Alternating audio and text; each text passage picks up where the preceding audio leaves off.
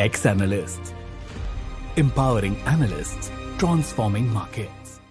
Back to another episode of Exploring the Energy Markets with yet another expert in the industry with a very diverse profile across the globe. My guest today is Arnel Santos. He's the Chief Operating Officer at Meralco, a power-based company in the Philippines. Arnel had a long history, started with Shell Refinery in Tabangao, with a stint in Kuala Lumpur learning and leading the global distillation teams. He then went into Amsterdam at the Shell headquarters for Center of Excellence Analysis and leading the teams.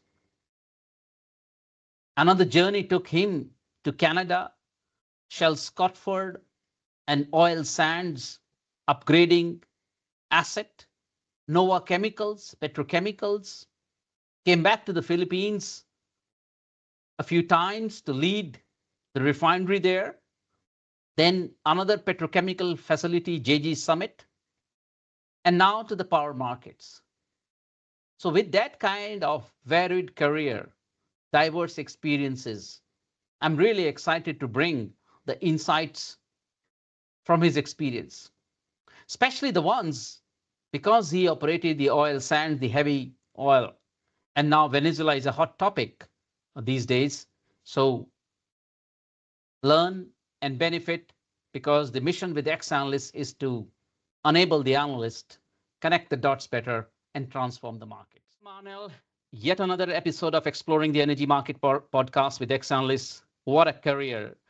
You have been a long journey for you in this energy industry. I would say you have been through oil, petchem, and now power. So let's hear it from you. Describe about your profile. Sure. Thank you for the opportunity, Mukesh. Indeed, it has been an exciting journey that started back in 1991 when I graduated from the University of the Philippines, finishing a bachelor's degree in chemical engineering. I was fortunate enough to join Shell when at the time it was operating a refinery here in the Philippines, and I started as a process engineer. That really kicked off the journey that I would say largely technical, operational in nature. But I was fortunate that I was given the opportunity to progress into more senior roles. So after 7 years in the Philippines, I then moved on and started my international career with Shell. But before I briefly describe that, I would say there were many defining moments in that first 7 years, including the first time to lead teams and people.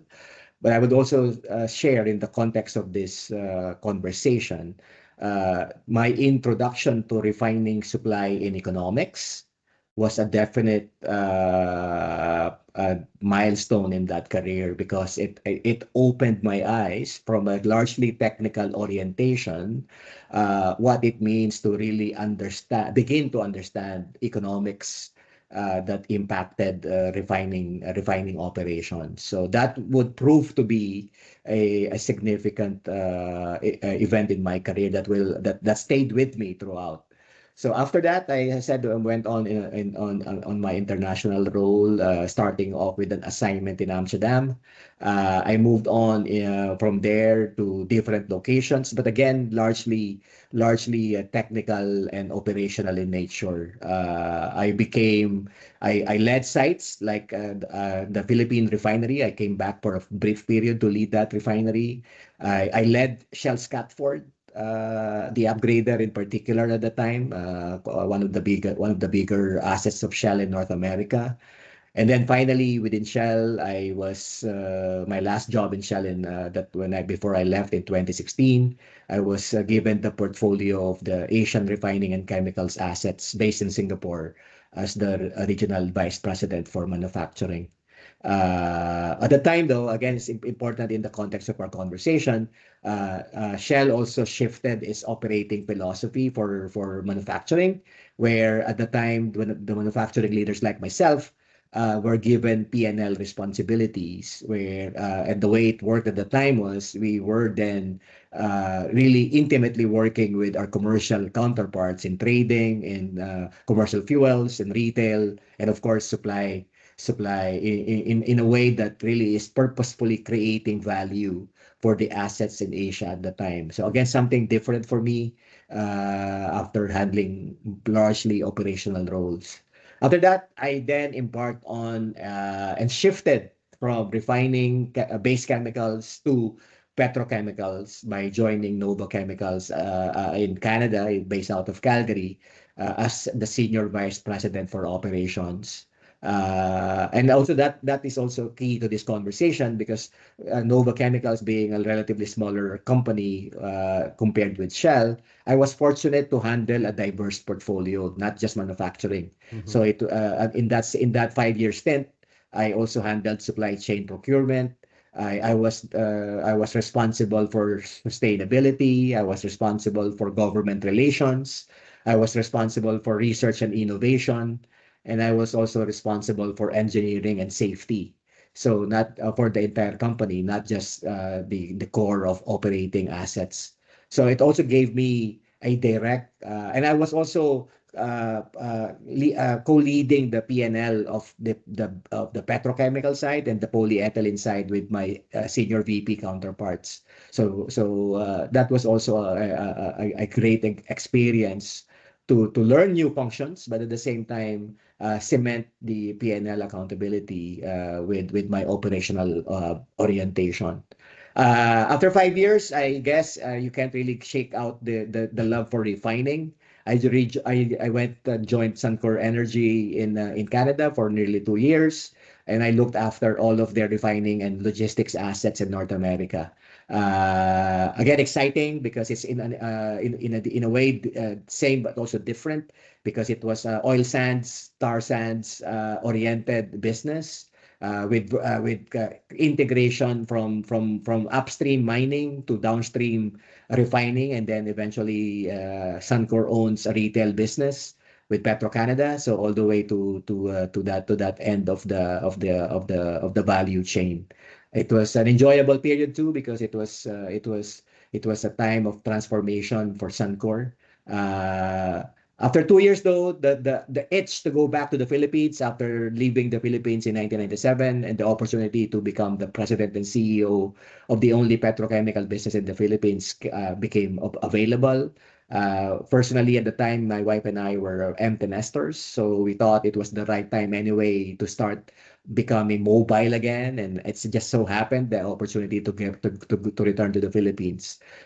So I joined JG Summit Olefins Corporation as CEO in August of 2023 in a very turbulent times in petrochemicals and still is.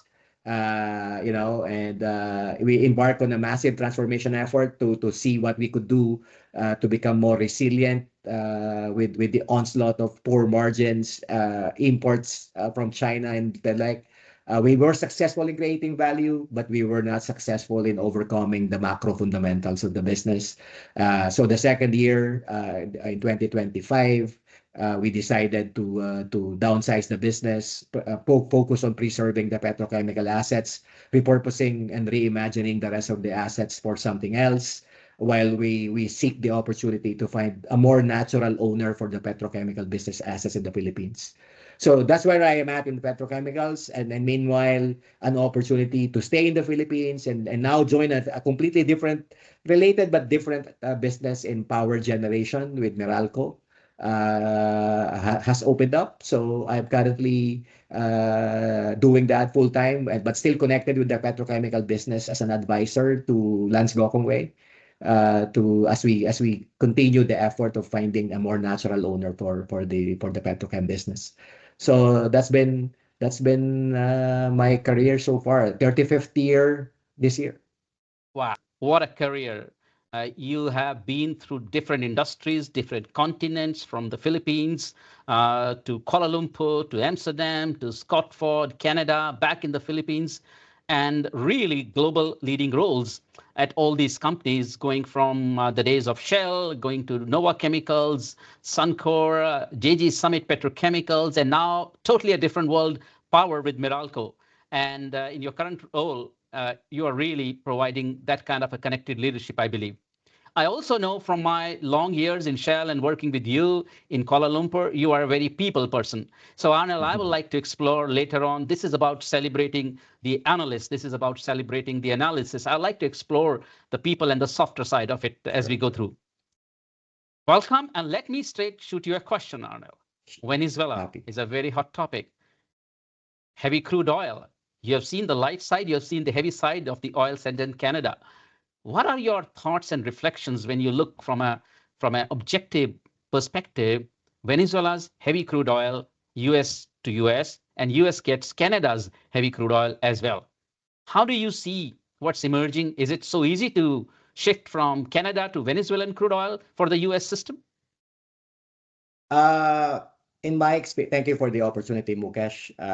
Indeed, appreciate the kind words from my career background. I have been indeed fortunate to touch different parts of the value chain. While in Canada, exposed and led Scotford, which is an upgrader of oil sands and tar sands, and with Suncor in the refining side of that, processing advantage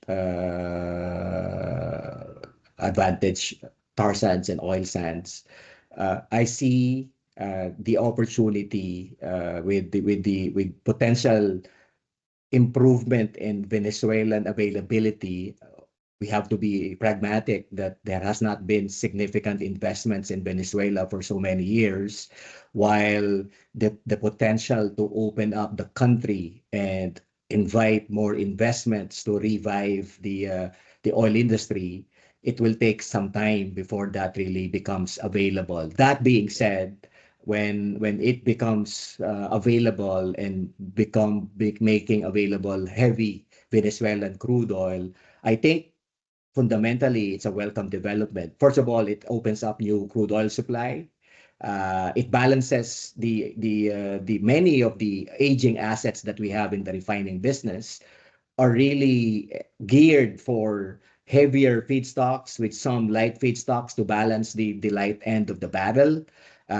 With the onslaught of shale oil, of course, many of those have shifted their slate into a lighter feedstock, but with economically priced available heavy barrel, that opens up possibilities. And I think the shift between tar sands, oil sands, and Venezuelan heavy crude oil is not trivial, but not that difficult and not that complex for those assets that are fundamentally designed and slated to operate on a more heavy end of the barrel, opening up the possibility to again monetize downstream conversion that may have been idled or not running full.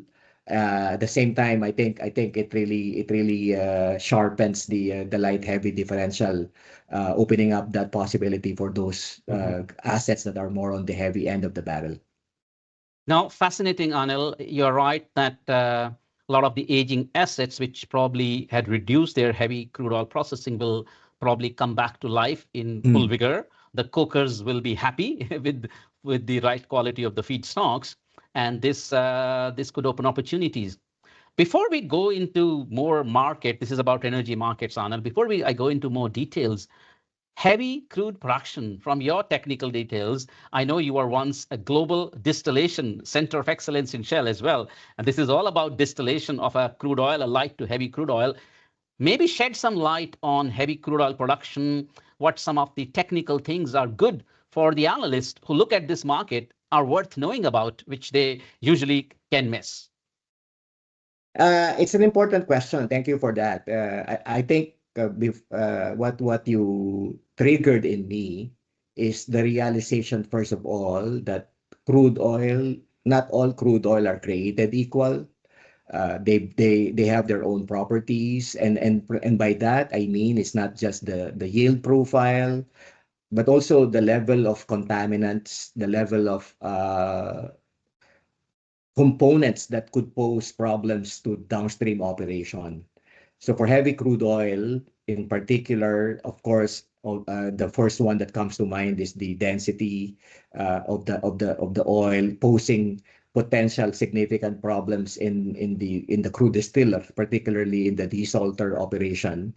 And that's something that refiners and traders need to really fully understand, because especially after, if an asset has not processed heavy oil for some time, and the experience and the tuning of the units have been shifted to a lighter barrel, shifting back to heavier slate could pose immediate problems in the upstream part of the crude distillation units, that could pose serious issues downstream, not least of which are corrosion issues if the desalters don't operate well. That's certainly ones that comes to mind. And as a technologist or a process engineer, that's one of the things that I am very particular about in understanding how will this crude oil, heavy oil, behave in the upstream part of the crude distillation. Once you're past that, and you've known the way to optimize and reoptimize your assets, then it will come down to contaminant distribution. That's really is key. The distillation part of it, the straightforward distillation part of it, I have never been worried about. It's not something to ignore, but I find that that's the easiest to overcome. It's really the distribution of mercaptans, of sulfur, of metals, acid, right? Naphthenic acids, acid corrosion, and how the distribution of those components within your fractions, because the impact will then be not just in the crude distiller, but how will all of those behave in your downstream conversion units, especially if they have not been operating and processing such feedstocks for some time. It has something to that change management effectively, even if there were prior experiences, it's in effect still a management of change if you have not really processed that for some time. Even starting with the people, I would not even say secondary, primary, with the people, with the operators, with the engineers, with the maintenance team. It will take some getting used to reopen your slate with those. And then typically, on paper, there's a compelling margin to gain, but fundamentally they begin to erode if you're not able to proactively anticipate and mitigate downstream problems, thus creating value erosion from what could be potentially a really significant uplift for the site. Now you raise, I think, some very key questions. That one, if the asset has not been operated for a while, it's not easy to switch, because we may have lost people with experience of running heavy crude oil already, right? And the asset has also transformed many refineries from heavy to light ends as well. And I think the most important aspect, which is about these crudes are not just heavy, these crudes are toxic, right, as well, laden with the contaminants, which can spoil the catalyst, spoil the entire hardware in the refinery. So I think what you're pointing out, it's not going to be easy. I think that's fabulous. Let me go. I think I didn't know that I will be asking this. My technical curiosity you have triggered.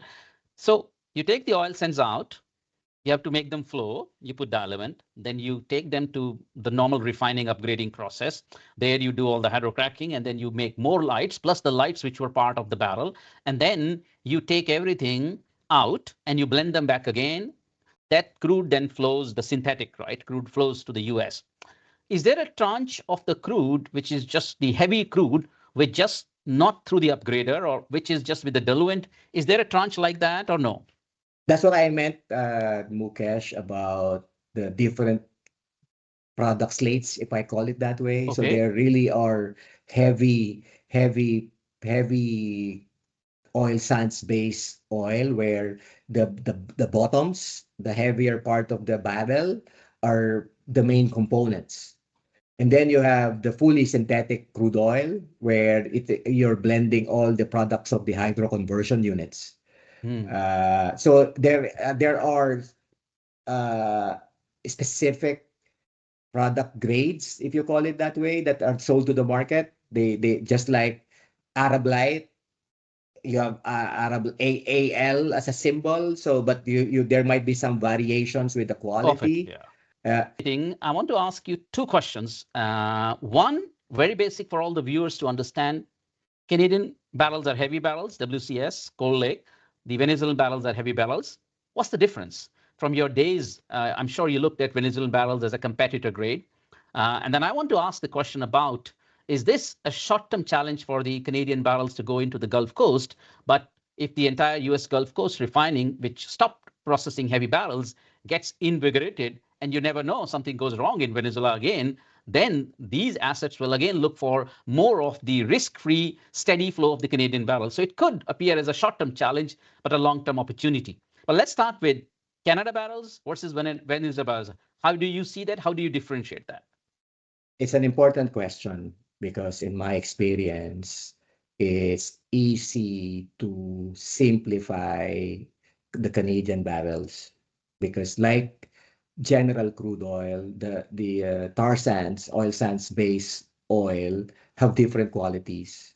There are sweet synthetic crude oils out of tar sands that has been heavily converted, treated, processed, and there are also sour, heavy tar sands based crude oil. So it's a slate, and just like any non-tar sands based crude oil, they are influenced by light heavy differentials fundamentals. But for quality wise, it's a full suite of possible tar sands based, oil sands based crude oil.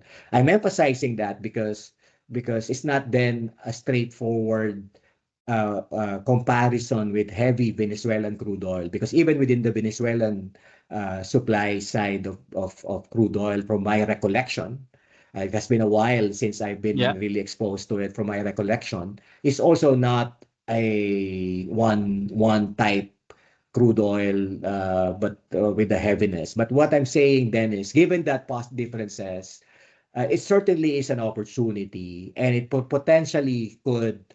I think again, you're the expert, if I may say so, in this, and I would rely on my operational plus exposure to the market experience in providing this response. Fundamentally, what I anticipate, from not being a trader myself, just to put that caveat, I see that the availability itself of Venezuelan crude oil would impact the supply side of oil, and hence potentially impacting both the emotional, sentimental valuation of crude oil price and the physical pricing of oil, given the potential to have more supply to a potentially friendlier supplier with the entry of the Western investors in Venezuela. So that is fundamentally going to impact Canada, because if that will mean a decline in crude oil price, because of the temporary nature or the nature of an increased supply, then it will put a challenge cyclically that I've experienced in Canada to crude oil producers, because it will then impact on the break-even pricing of heavy crude oil, tar sands crude oil processing. The crude oil industry, the tar sands industry in Canada have done a great job over many years in making the production competitive, resilient to many crude oil price scenarios. But nonetheless, dependent on how big of a shock, if there will be a shock in Venezuelan crude oil price into that crude oil market, it could impact especially the more marginal producers of oil sands in Canada. The other thing that is a challenge that this potentially could be a challenge, it's a challenge now anyway, why crude oil from Canada has been heavily discounted is the offtake capacity of pipelines into the US. So that has not changed really, and there has been many attempts and actual projects to decongest the offtake capability of Canada to the US, but that has not really progressed in the way the industry would like. So that continues to be a challenge, and hence, when crude oil prices go down, it becomes an even bigger challenge, because you're already discounted to begin with, and with the macro pricing potentially coming down, it puts even more pressure to Canadian priced or produced oil. So I think that will be, to me at least, from a largely operational but exposed to the market professional, that will be something I'll be keenly watching how it evolves, even if I'm no longer in the industry in Canada. But I have a soft spot for Shell and Suncor there, so I will be keenly Watching it. watching it. The key really is how fast and how sustainable is the Venezuelan production going to be. I think the Correct. potential is there, the reserves are there, there's no doubt, but will it really be monetized in a period that would make material difference to the supply demand profile? Is my own wondering. Now, I think you raise an excellent point that it could be a little bit of a short-term challenge, but challenge will make probably the Canada, producers more competitive.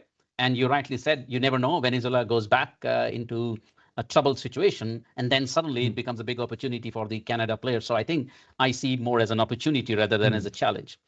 Now, I wanted to ask you one more important. I know Venezuela may hijack the entire conversation, Arnel, and we may have to talk again. And my gut feel is you might start getting phone calls after this podcast about learning about Venezuelan barrels. So be prepared. Diluents.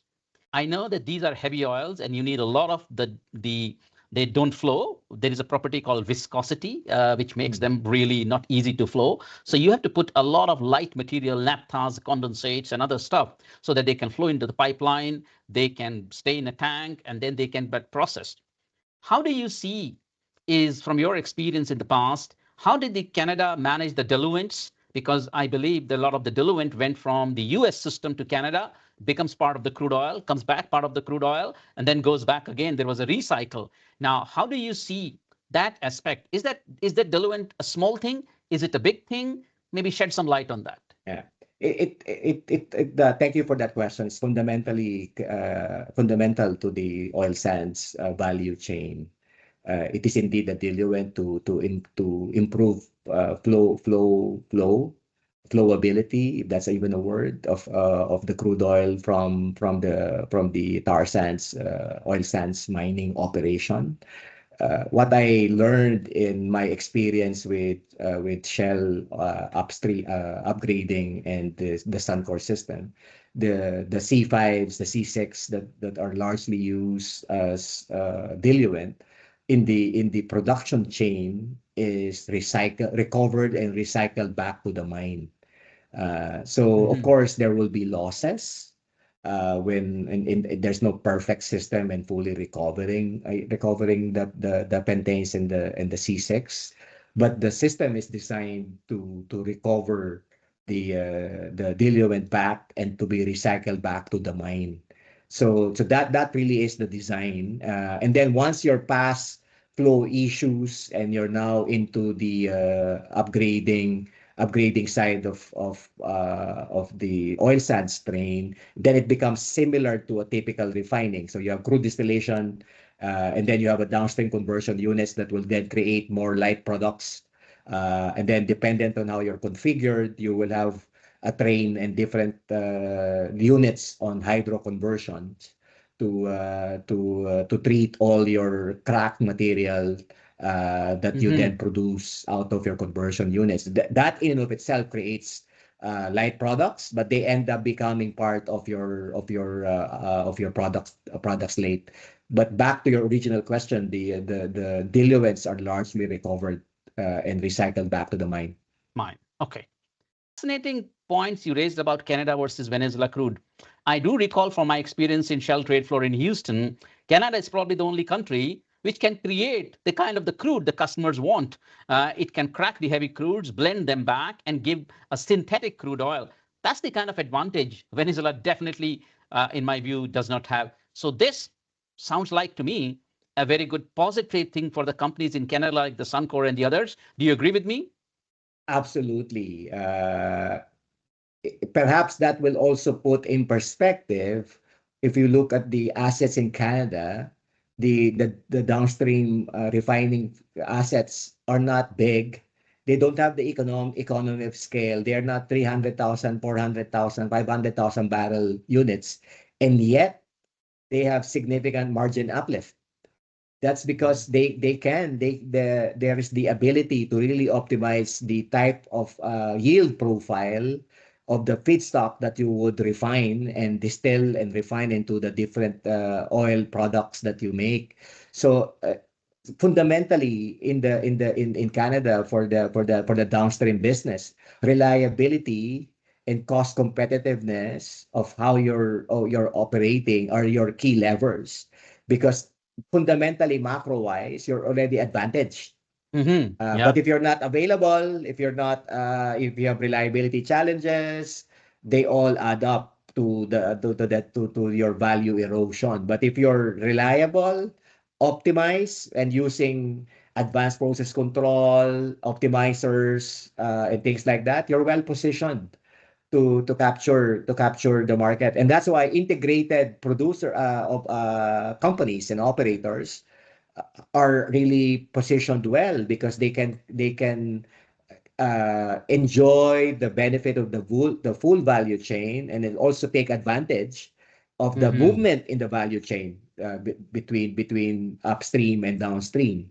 So the idea of an integrated model really is fundamentally a competitive advantage, in my opinion. Of course, there has been many cases where you would have seen, not just in Canada, where companies found it more advantageous to split upstream from downstream.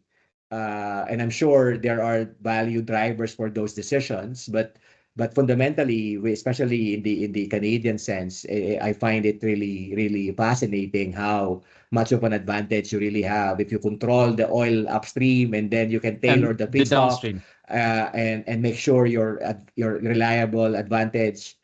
It's fundamentally a fascinating value chain.